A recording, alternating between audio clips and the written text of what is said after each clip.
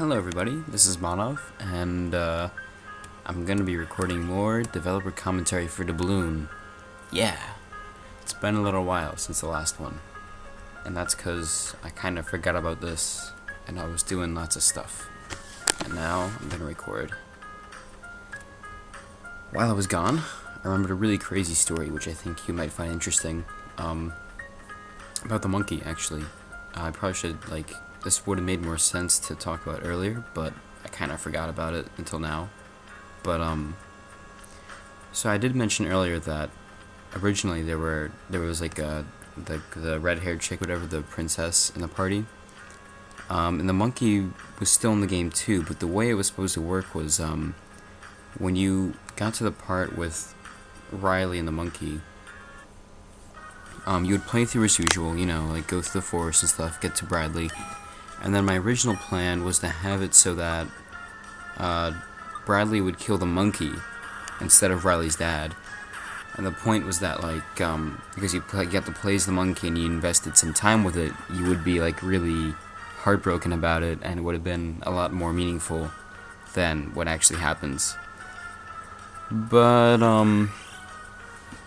what happened to that? I think I was mentioned to one friend of mine, and he got really sad because he actually thought the monkey was the best part of the entire game, and he really wanted to be for the entire game. And I don't know, before then it hadn't really even I couldn't even comprehend the idea of there being a monkey as one of the main protagonists. I think it was just so beyond. I just wasn't thinking out of the box, But then when he mentioned it, and I thought about it, and I realized, wow, how crazy would that be, if there was just a monkey in your party for the entire game. So, I went with it. And it was pretty awesome. And that's the story of the monkey. Part 2 or 3. Alright. So now we have saved our blonde-haired pal, and we're ready for some more adventure. Once we do this and that. Okay.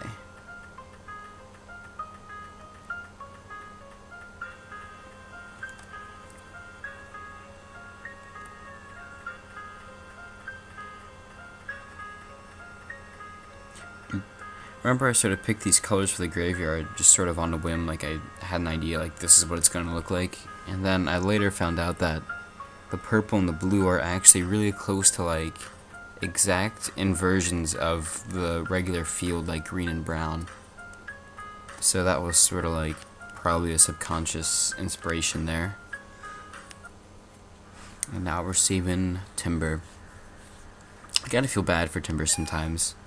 I remember during beta testing, one guy, he thought it was a bug. He said, oh, I've saved the monkey and I've saved, the blonde-haired guy, but for some reason, I still can't go further in the game. Is this a bug or something? And it turned out that he totally forgot about Timber. So, he was pretty embarrassed, and, I just felt pretty bad for Timber right then. It's kind of easy to forget about, even I kind of forgot about him sometimes. I remember, for the little images you get at the end, I didn't actually put Timber in those, and I probably should have. So, yeah. Poor Timber. He just doesn't do very much. I mean, basically you just talk to him to, sail from island to island. So he kind of gets demoted to basically just a piece of terrain, on the same level as the red chests, or the books that you save with. Oh, Timber. And yet he is so important, because canonically he's he should be the guy who's steering the ship and all. Navigating. There would be no adventure without Timber.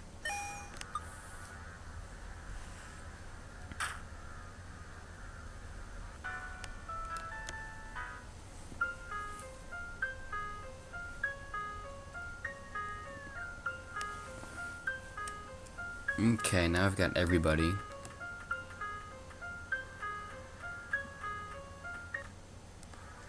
I'm just gonna do some sneaky stuff. This fight is not the sneaky stuff.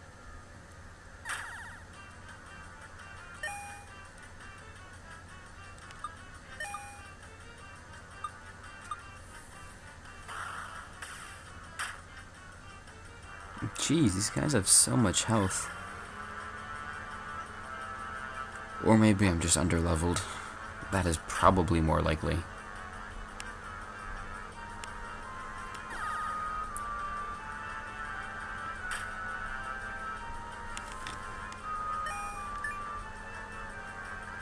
Jeez. Alright, we're gonna use a cannon. I only have one, but why not? Bam. Bam. Bam. Ba-bam. Ba-ba-bam. Ba-ba-bam. Ba-bam. Boom. Pow. Jing. Zing. Zam. Wham. Pow. Blarg. Dog. Okay.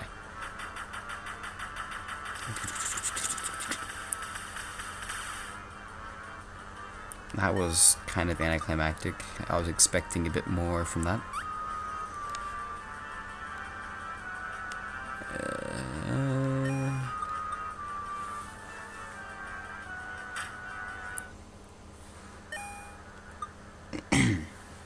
Alright, ghosts, let's die.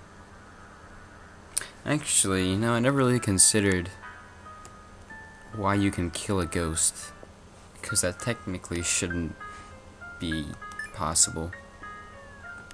Maybe it's just a good idea not to think about it too much.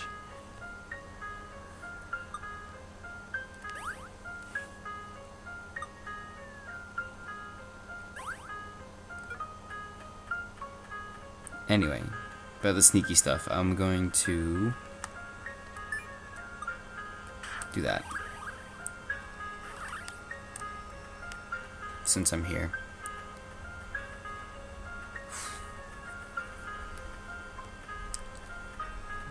You see, there's a little fetch quest after you get to finally meet Davy Jones, where he gives you those 3 little treasure locations, or hints to them, and you gotta go and find them.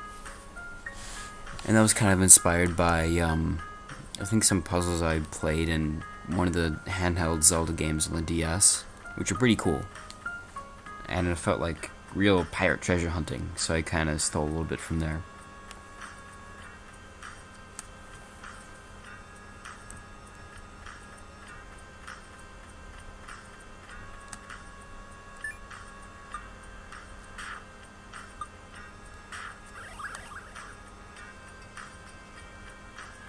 So here we go.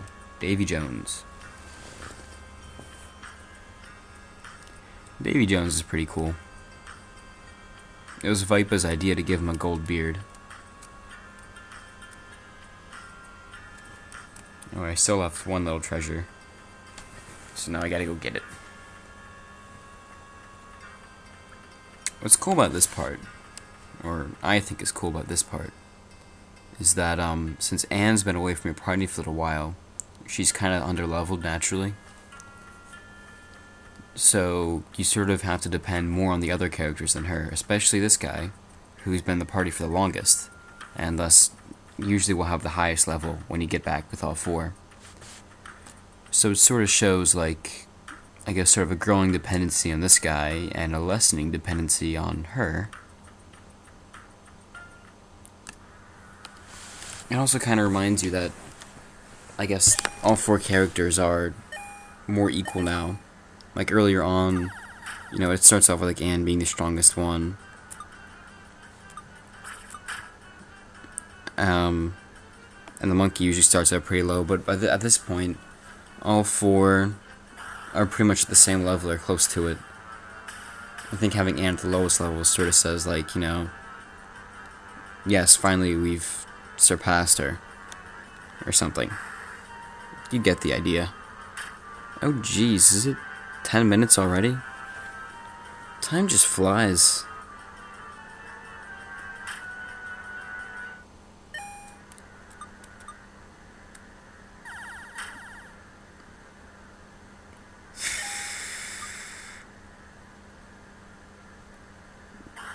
Yeah, these levels look pretty low.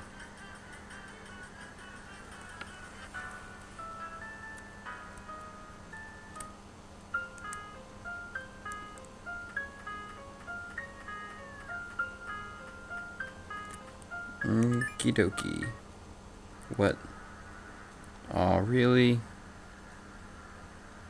Okay, I'm gonna call this an episode. Bye-bye.